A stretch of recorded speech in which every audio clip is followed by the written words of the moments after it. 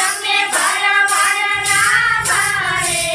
ભજનમાં આવો ને મારા રામના ભજનમાં આવો ને મારા રામના ભજનમાં આવો ને મારા રામના ભજનમાં આવો ને મારા રામના ભજનમાં આવો ને ત્યાં સીતાજીના ગુણ લાગવાય ભજનમાં આવો